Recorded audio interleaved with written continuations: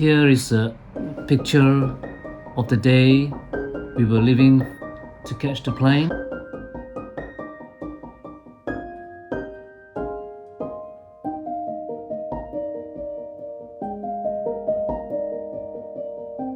And that's my immediate family then.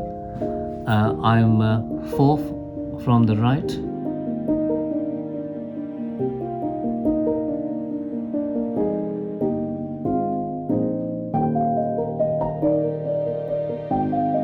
My elder sister is the one on the far left, and second and third from the left, my mom and dad.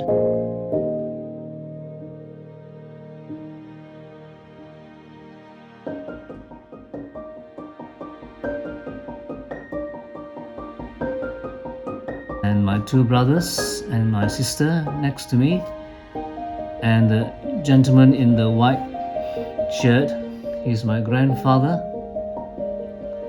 And that was the last picture we took before I went off to the UK. So you came to do psychiatric nursing. What did you understand about that before you came, and why did you choose it?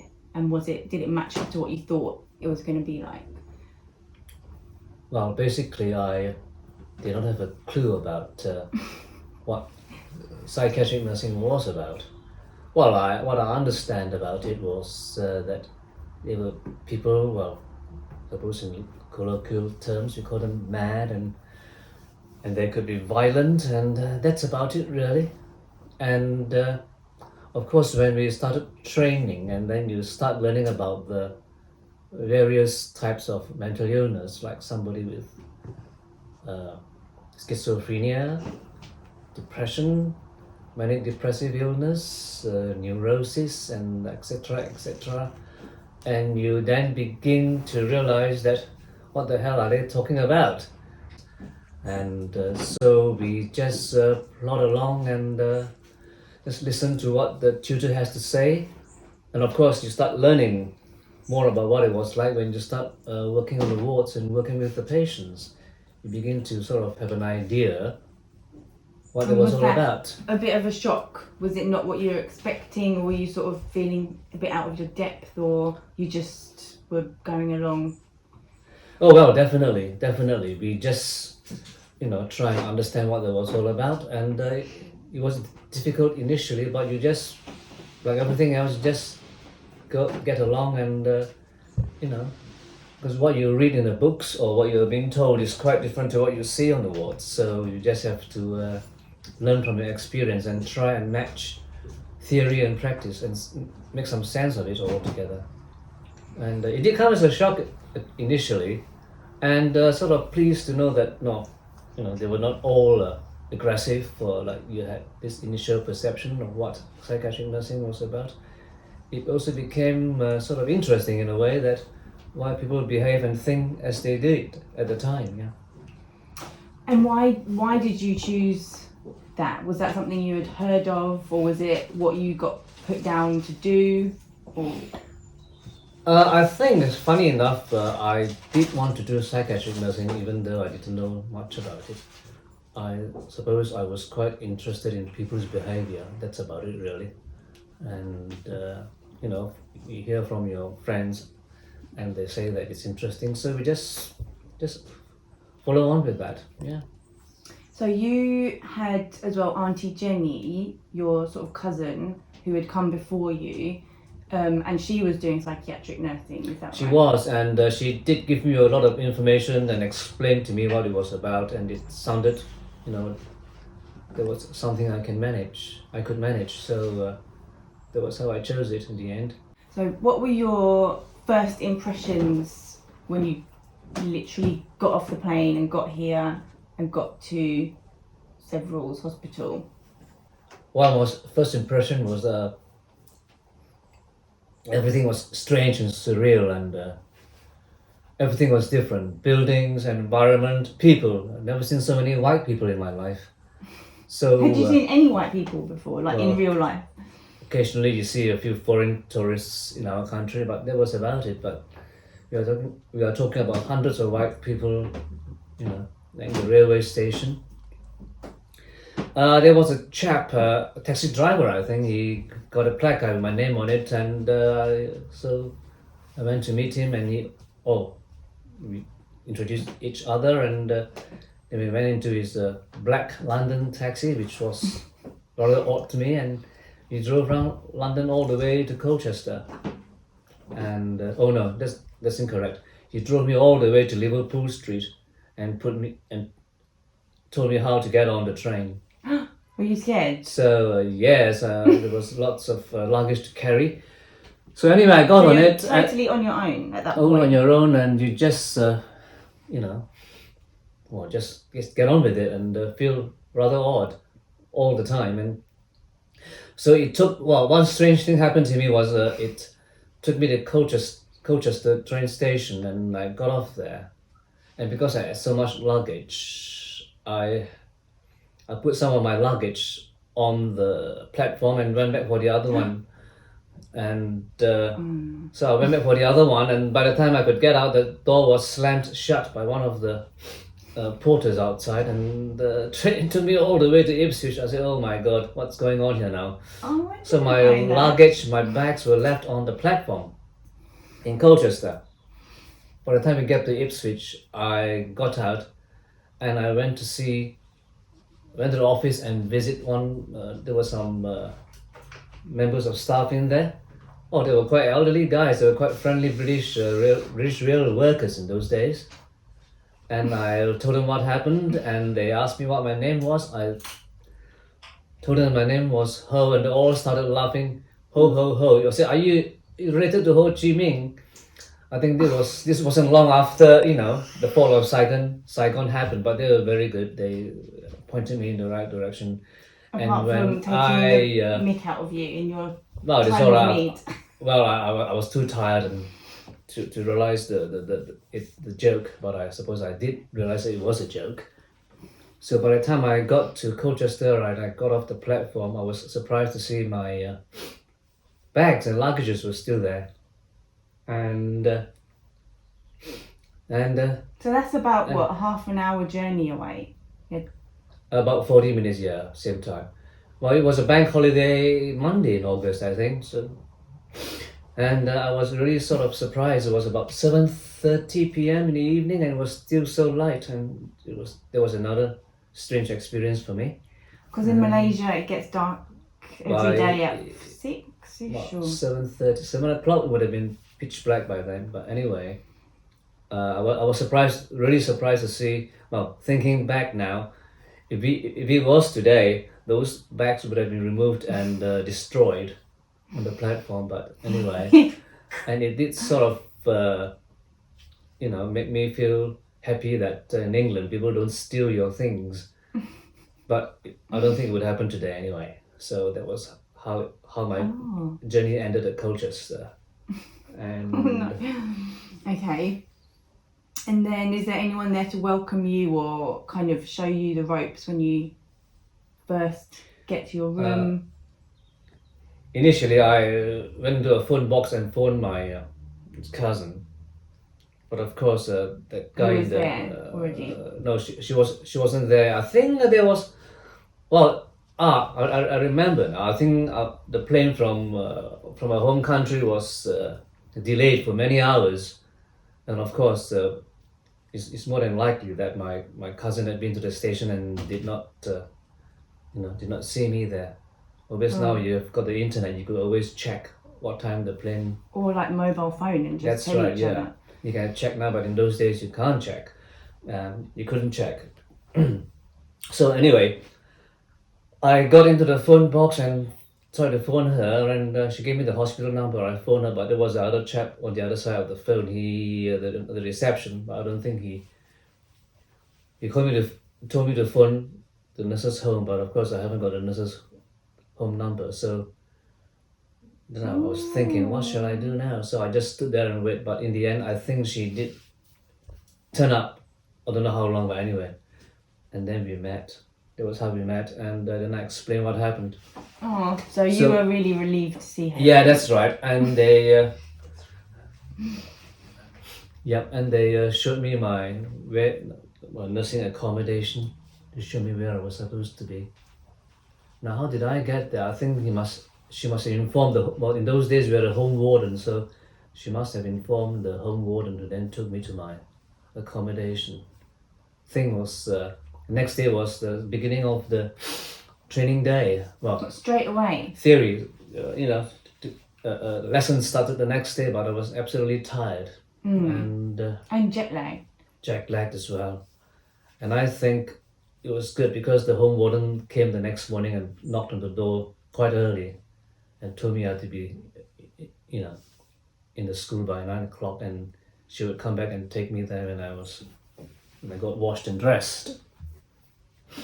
And what was really weird was when I woke up, 24 hours ago you're with your family in another part of the world, and then you wake up, you're in a room, a totally different environment, really surreal and odd. And then I just put the radio on and listened to it. I shall never forget this song. It's called "All by Myself." I think by somebody. It was coincidence. It was ridiculous. Yeah, that's right. And, dear.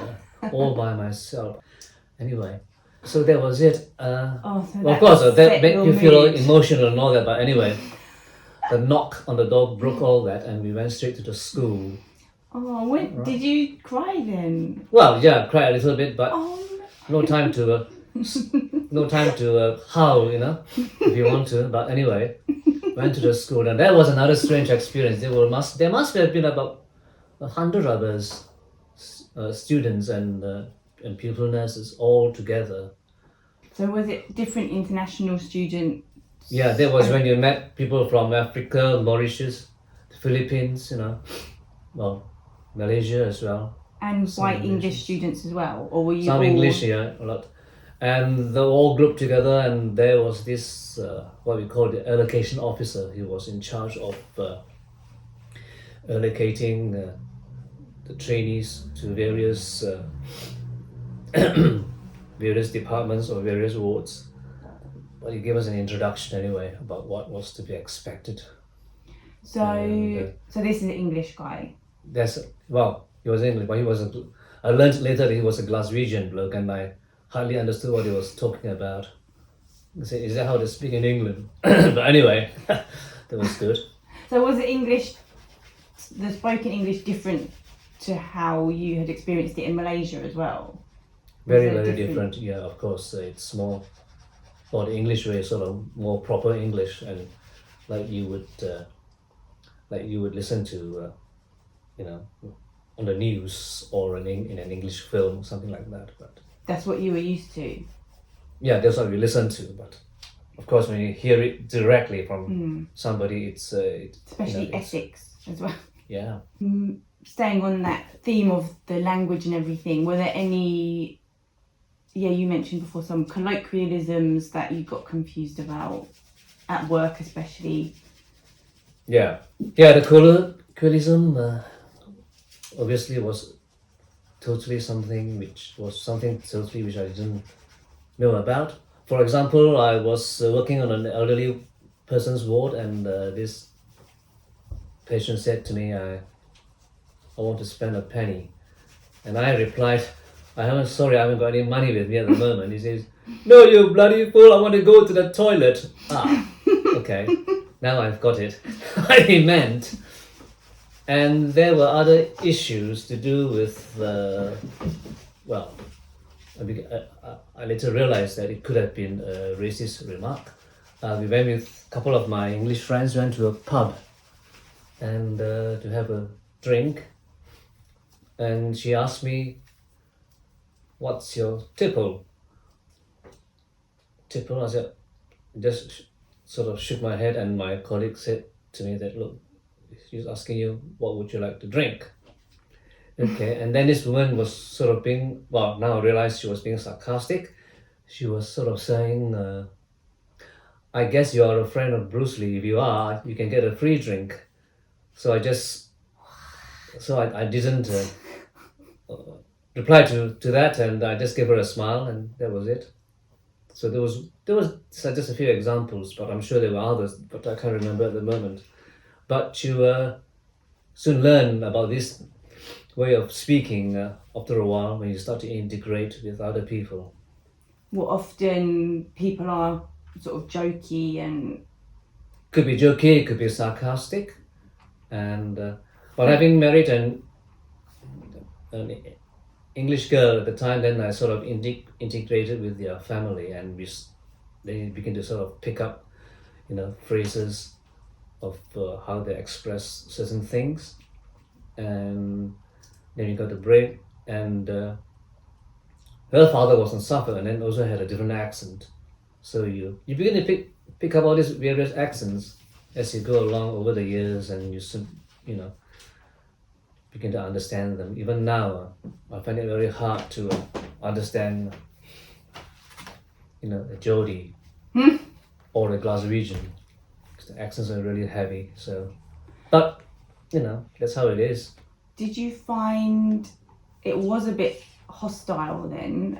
Like a lot of interactions you had would be someone taking the mick or othering you, making you feel like you didn't belong. Not in like a massive way, but we would say like now microaggressions, like these little things that people say that let you know they see you as somebody different. Well, it depends on. It all depends. I think we were sort of aware of the sort of language people might use colloquially, and obviously, I don't think I had many encounters with people who were really nasty or really racialist. So patients were sometimes, and but obviously we don't take that personally. What type of thing? So- What they did weren't comfortable. Like what sort of thing do you mean? Well, it didn't happen to me, but it happened to one of my charge nurses. He was from the West Indies, and obviously he was dark skinned, and one of the patients sort of banged on the table and called him Sambo, come here. So, and of course, he was my charge nurse. He just had to laugh. I mean, obviously, he himself must have experienced lots of,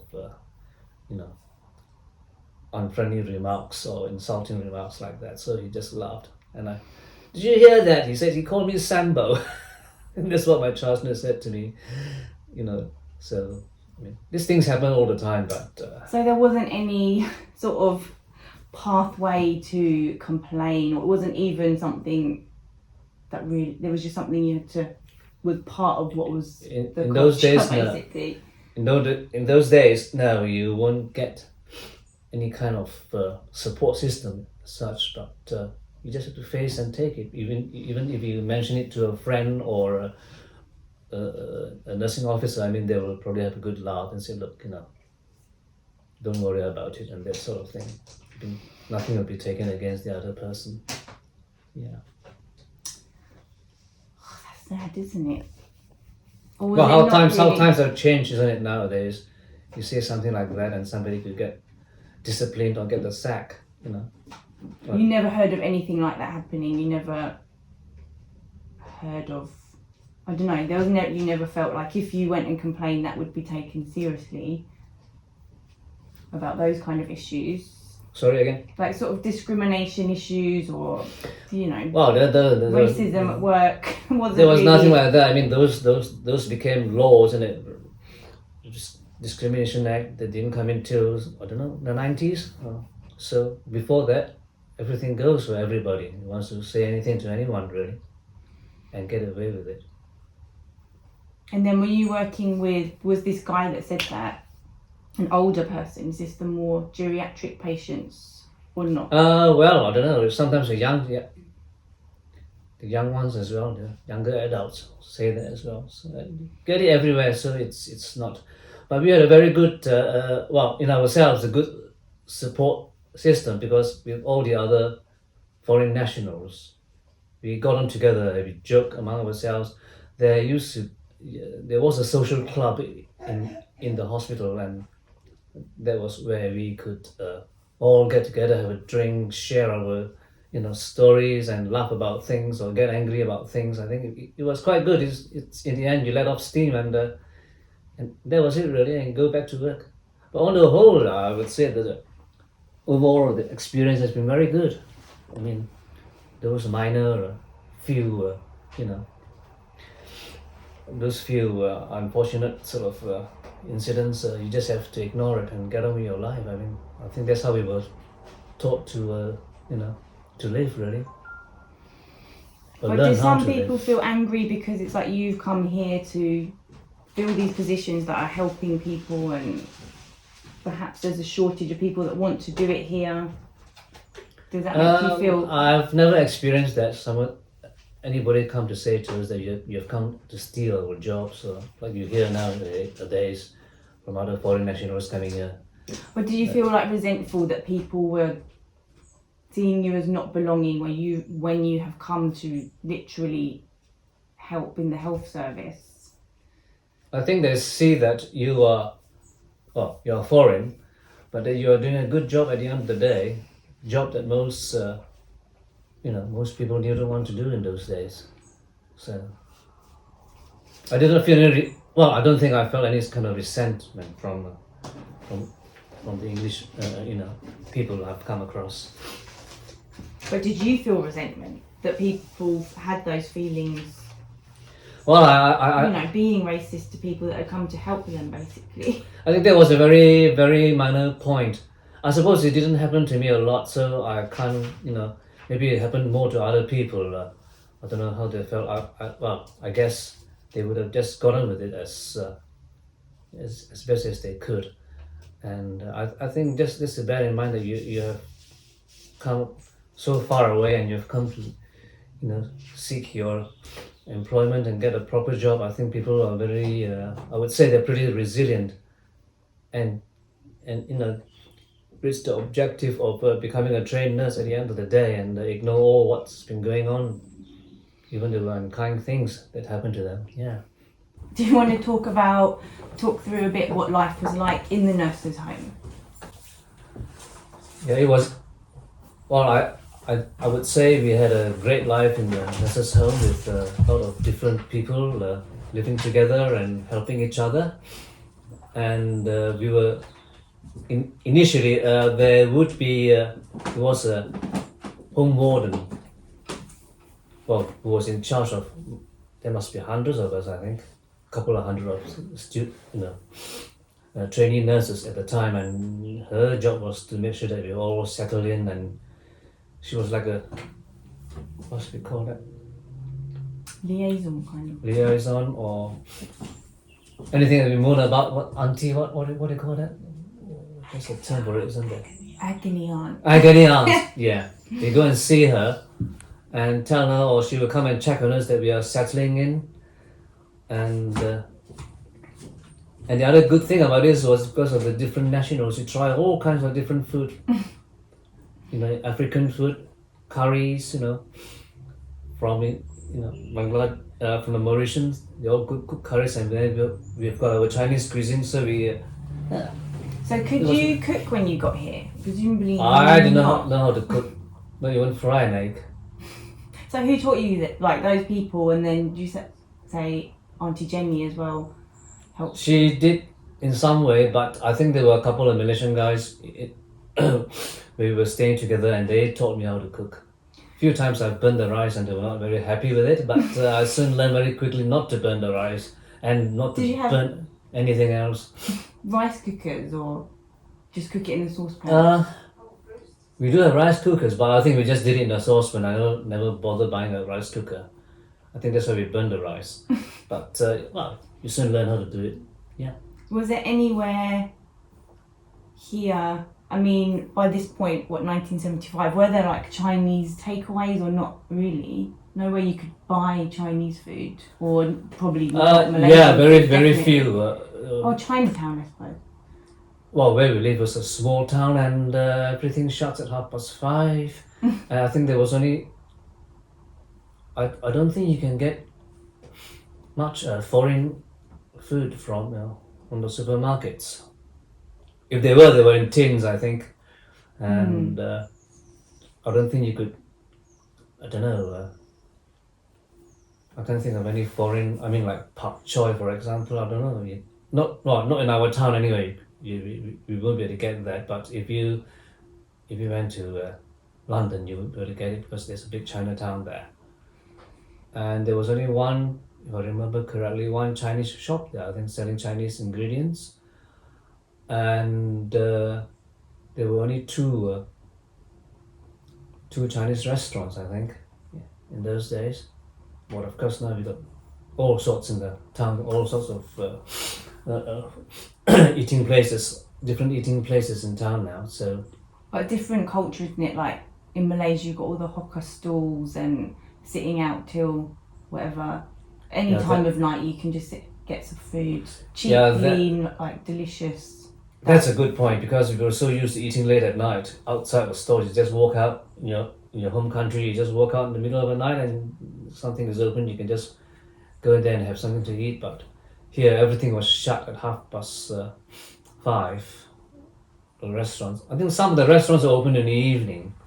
But it's not fast food, is it? It's not proper cooking, but of course it was very expensive with our wages. We wouldn't last long, if we were to eat in those places. And of course all the pubs are open, but I didn't drink much, so I didn't go to the pubs a lot. Well, we go to the social club anyway, where we were. There's, they serve drinks, and that's about it really. And everywhere was very quiet. Didn't see many cars. So you missed all that side of things, but on the other hand, it was quite exciting when you first came, was it? Or once you got settled in, you weren't always thinking, "Oh, I'm homesick.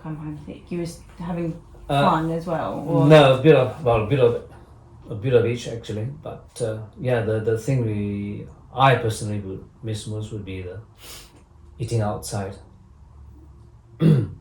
So, that's when you have to learn to cook very quickly. I think you learn how to cook various cuisines. If you want to eat your own type of food, then you have to learn to cook it. Yeah. And then, so sort of leading on from that, when did it start to feel like home here, really? Not until I got married and have children. And then it took a while, many years. I think every time when I go home, I just feel homesick like hell. But it took, after about, I would say about 30 years, it took me 20, 30 years before I begin to feel less homesick when I get home. Although I still feel homesick, but not as bad as it used to be. So it took that length of time, but I don't know about other people. Some may have taken short, the time to get used to not getting homesick would have been less. I don't know. So did everyone feel a bit homesick? Well, a lot homesick, or did you talk about it with people, or did you just getting on with it? I don't think we ever told somebody we were homesick, even though we were homesick. We just talk about home, and I don't think we talk a lot about what's going on at home. I think because we were too busy studying and working. I think that took a lot of this homesickness thinking away. So it's only when you go home then you begin to feel homesick, or when you're preparing to go home you sort of get very excited. I suppose it got easier once you could start going back home a bit more frequently, going back to Malaysia, and you weren't thinking every time you left Malaysia, like, when am I even gonna go back again? Because when we were more like teenagers and we started going every couple of years rather than every 5 years, wasn't it? Yeah, we did that because I think our wages got a bit better and we saved very hard. To be honest, I think all the expenses were put on the credit card, so we've got large bills in our credit card. But that's the way it was then. You just pay it off each time slowly, and but of course after when you retire, you had a lump sum, and we just pay the whole lot off in one go, and then we could afford to sort of go more frequently then. Well, just me and my wife mainly, because the children have already grown up. So we try and go back every year if we can. And when you went back home, was it obviously Nene not around anymore? But when you go back and she and Dada were there, would they sort of say like, "Are you coming? When are you coming back?" Or did they just realise that wasn't on the cards anymore? I think they realized, and I explained why. Because well, I mean, it's unrealistic to go back home and start a new job and all that. But as you know, that the job prospects and opportunities were very, very poor at home, so it doesn't make sense to go back home. But I think my family, they understood that, and they were happier to see me come home more often. So I think that eased the difficulties a bit in some way. You feel proud of your journey? Yes, I do indeed. Yes, it's if it happens again, I would do it all over again, and maybe approach it differently. But of course, this is all about hindsight. But In what way differently? well, you're more. If we were to do it again now, and we knew what to expect, you're more experienced, so you could manage the whole thing better, I would think. Yeah, but then Because it was the unknown at the time. You were just, like we said, taking a leap of faith. well, in There a way, was so much sometimes unknown about it. strangely, sometimes in a way that if you know nothing, then it's easier to manage things because you can manage things as you go along. But if you have sort of preconceived ideas about what something ahead of you is like, then you might get a bit anxious about what to expect, and so it's strange how it all works out in the end. Just my two daughters and my two son-in-laws and my two grandchildren. All love me. What about her? And my wife. Goodbye.